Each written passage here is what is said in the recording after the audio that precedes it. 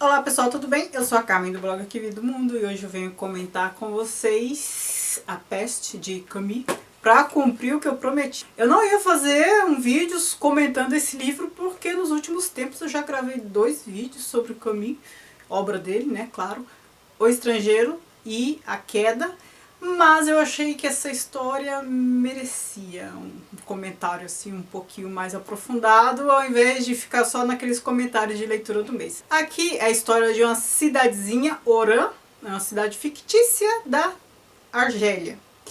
E essa cidade de repente foi acometida por ratos, muitos ratos. E esses ratos começaram a surgir em profusão. E ratos que começaram a morrer também. Então assim, foram surgindo, e dezenas, centenas, enfim, ratos e ratos. E o médico da cidade, o Dr. Rier, estava preocupado lá com a esposa, o estado de saúde dela, doente, ela ia para outra cidade se tratar e tal. Nota primeiro um rato, depois ouve dizer de mais ratos, até que surgem muitos ratos. E as pessoas também começam a adoecer. E adoecer assim, de maneira rito sumário, sabe? Adoece, fica numa condição lastimável e depois morre. As pessoas começam a morrer. Percebem que é peste, né? Eles chegam a esse diagnóstico de peste. A gente conhece bem essa passagem de peste na Idade Média, né? Os árabes cruzados, a igreja. Então por que o Camus, ele escreveu isso em 1947? Enfim, depois do nazismo. Por que em meados do século XX ele recupera uma doença lá da Idade Média e traz, né, para a nossa contemporaneidade? Se você não sabe que esse romance é uma alegoria do nazismo, só de saber que ele escreveu em 1947 você já começa a imaginar que alguma coisa aí tem. Em 1947 ele retoma a uma doença, uma situação sócio-histórica muito típica de séculos atrás.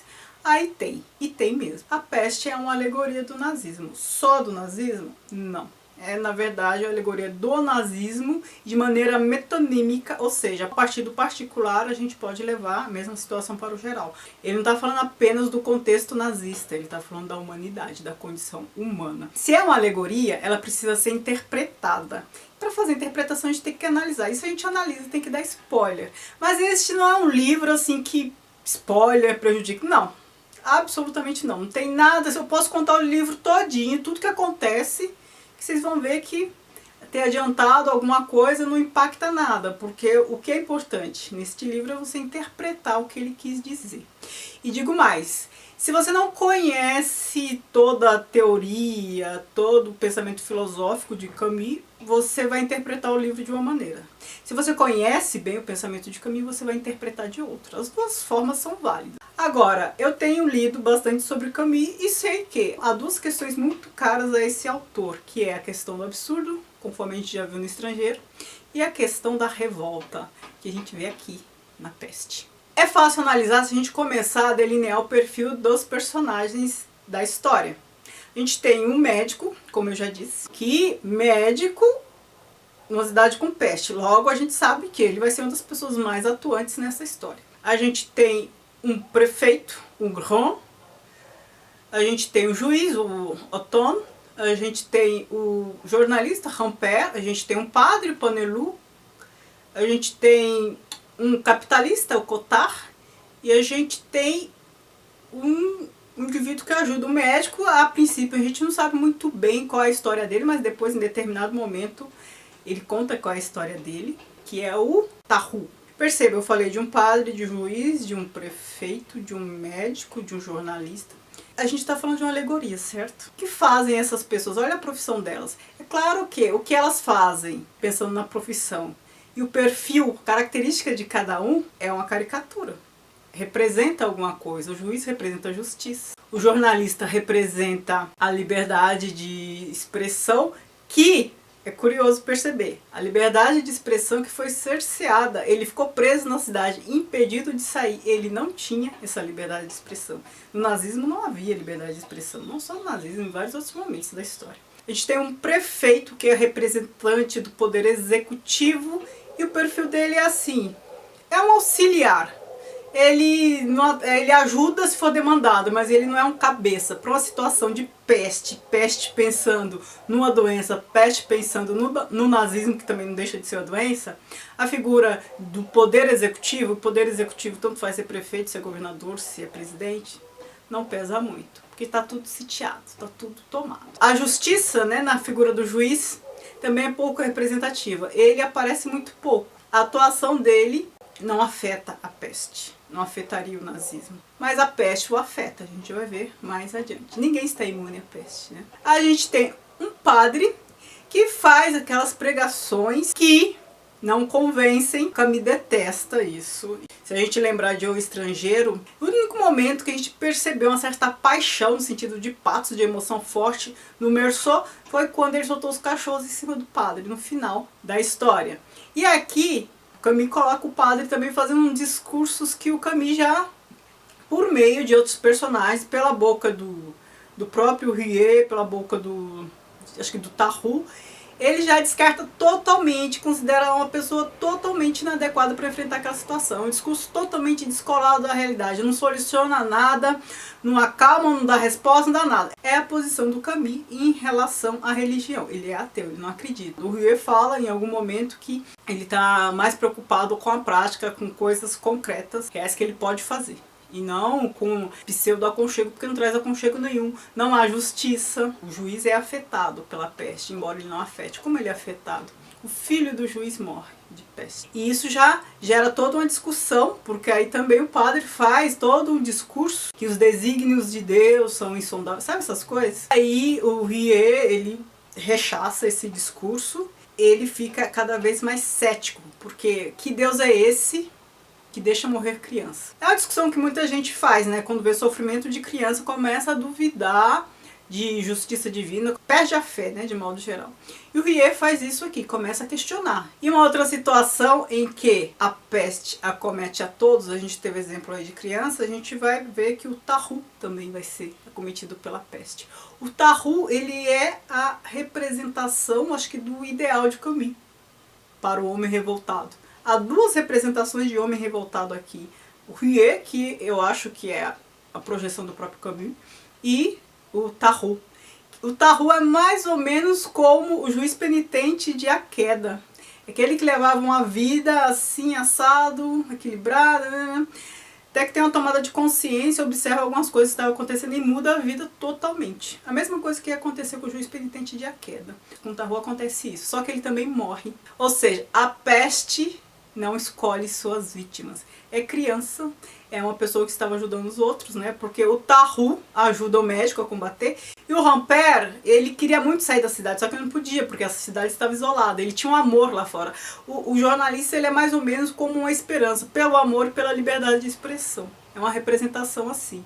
E o Tarrou é aquele que é a figura do santo sem Deus, né? Ele mesmo fala isso. Ele explica como era a vida dele, de onde ele veio, por que ele está atuando, que é ajudar o médico, ajudar as pessoas. Quando ele faz toda essa explicação, que é parecido com a do juiz penitente, ele fala que ele é santo sem Deus. Ele prefere atuar como um santo sem Deus, ou um santo laico. Ou seja, uma pessoa que faz o bem sem precisar ter uma religião por trás para fazer o bem, para ajudar as pessoas, para seguir o que acha que é correto. E em contraposição a ele, temos o padre. Olha só como o Camus coloca essas coisas. Este é o santo sem Deus, ele não é religioso e ajuda. Ajuda mesmo, vai lá, enfrenta tudo, tanto é que ele pega a peste. E o padre fica com os discursos lá dele que não ajuda ninguém. Essa é a posição de Camus, né? Porque ele é realmente ateu e não acredita nessas coisas. Um personagem que também é interessante, eu estava esquecendo de falar dele, é o Cottard. Ele é o capitalista, ele pega a peste, mas quando tá todo mundo morrendo, ele sobrevive à peste e acha que ela é positiva para ele. Muito capitalista lucrou com o nazismo, hein? Pense, a BASF, muitas empresas, Siemens, muitas empresas lucraram horrores com o nazismo. Então para ele era bom, para o Cottard. Vocês percebam que o Camus, ele foi montando ali representações de instituições na obra dele. Igreja, poder judiciário, poder executivo, liberdade de imprensa, capitalista. E aí eu falei que o homem revoltado está representado na figura de Rie e de Tahu. O que é o homem revoltado para Camus? O homem absurdo a gente viu bem na figura do Meursault em O Estrangeiro. O homem revoltado não é aquele que é agressivo, que faz acontecer e se revolta, se rebela, sabe, rebelde sem causa. Não. O homem revoltado é aquele que recusa. Recusa resistindo, recusa não aderindo ao que é imposto. Vocês vão se lembrar que eu tenho uma série aqui chamada A Recusa na Literatura. Eu já gravei uns 2 vídeos, daqui a pouco gravo o 3º. E eu falo que a minha ideia de recusa é personagem que não faz o que a maioria faria no seu lugar. Pessoas que se rebelam, que não aceitam. Pois é, eu tava pensando como Camus, nem sabia, né? Eu não sabia desse pensamento de Camus. A recusa nesse sentido. Agora eu tô lendo O Homem Revoltado, então eu entendo melhor essa questão da revolta na obra de Camus. Seria uma superação do absurdo. Qual a ideia do absurdo que a gente viu em Mito de Sísifo e no Estrangeiro? A vida não tem sentido. Então a gente faz uma coisa que não vai dar em muita coisa porque a gente vai morrer. Então assim, pra quê? É a ideia do Meursault, tanto faz ser assim como ser assado. É a ideia do niilismo mesmo, não faz diferença, nós todos vamos morrer. Qual é a ideia da revolta? Apesar de não fazer diferença, apesar de tanto faz, apesar de saber que nós vamos morrer, apesar de a nossa relação com o mundo é uma situação absurda, porque a gente vai morrer, então o que adianta fazer tanta coisa? A revolta você faz, porque o não fazer deixa a situação ainda pior. Ou seja, tanto faz fazer ou não fazer, mas se você tem seus princípios e você é fiel a eles, você faz, porque você não conseguiria agir de outra maneira. É o que o Rie faz. Ele chega no momento em que está todo mundo doente e ele já não consegue atuar mais como médico, ele não consegue tratar, não consegue curar, mas ele está ali atuante. Chega um ponto que tanto faz ele fazer alguma coisa ou não fazer, todo mundo vai morrer e não há nada que se possa fazer quanto a isso. Mas ele continua fazendo. O sentido que ele vê na vida e nas coisas está no fazer, na trajetória, em seguir os seus princípios. A pessoa que fica totalmente indiferente é uma pessoa totalmente sem aderência ao mundo. Então, se faz parte da condição humana estar neste mundo, a gente tem que estar mesmo atuando, aderindo, mesmo sabendo que vai morrer. É por isso que eu digo que ela é uma alegoria sobre o nazismo, mas ela fala da condição humana de modo geral. Vou ler um trecho do último parágrafo para vocês. Porque ele sabia o que esta multidão eufórica ignorava e se pode ler nos livros. O bacilo da peste não morre, nem desaparece nunca. Pode ficar dezenas de anos adormecido nos móveis e na roupa. Espera pacientemente nos quartos, nos porões, nos baús, nos lenços e na papelada. E sabia também que viria talvez o dia em que, para a desgraça e ensinamento dos homens, a peste acordaria os seus ratos e os mandaria morrer numa cidade feliz.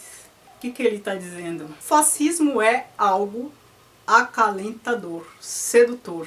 Eu tinha um professor que dizia que todo mundo já dormiu com o fascismo. Todo mundo já dormiu com a Alemanha nazista. Ideias fascistas, elas têm que ser combatidas cotidianamente. A gente fala fascismo, a gente se assusta, é pesado, porque vem um monte de coisa à cabeça da gente. A gente lembra de Hitler, de Mussolini. Mas não, a gente pode pensar em algo mais simples, no cotidiano. Quando você anda assim pela cidade, é muito comum a gente ver pessoas na rua, em condição de rua, às vezes confundida com lixo. E essa vontade de não querer presenciar, não querer ver, pular por cima, querer higienizar, querer que a área fique limpa para você poder passear, andar em paz, é uma ideia fascista. Dentre muitas coisas, uma ideia que está por trás do fascismo é essa questão da hierarquia, de um se achar superior ao outro, de achar que não merece passar por um ambiente tão sujo, porque nós somos cidadãos de bem ou do bem, querer que o pobre não encoste, se aproxime. A gente tem medo, mas também a gente tem nojo, a gente está nessa situação de ter nojo. Então assim, não querer que tenha tantos pobres é uma coisa, querer se livrar dos pobres é outra, né? Quando você não quer que tenha tantos pobres, né, eu penso que o que está por trás disso é que as pessoas sofram menos, que tenham uma vida mais digna e tudo mais. Agora, quando você quer se livrar dos pobres, você simplesmente quer tirar de perto, quer higienizar. Bom, enfim, essa ideia do fascismo é uma discussão longa. A gente tem que combater isso cotidianamente, como o Camus falou, né?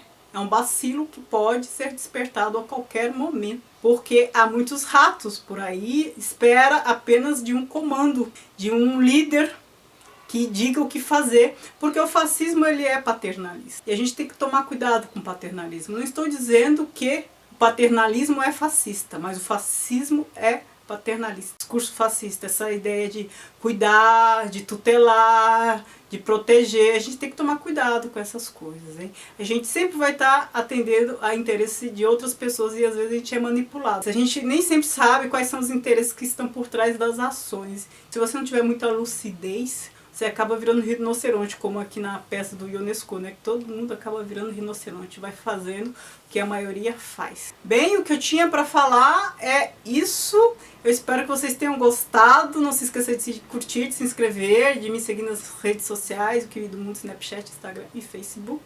Eu não vou falar mais nada sobre essa obra porque eu vou fazer um vídeo ainda, o que esperar de Camus. Agora que eu estou lendo O Homem Revoltado, eu acho que eu já tenho mais elementos para comentar algumas coisas. Muito obrigada por assistir, beijos e tchau, tchau.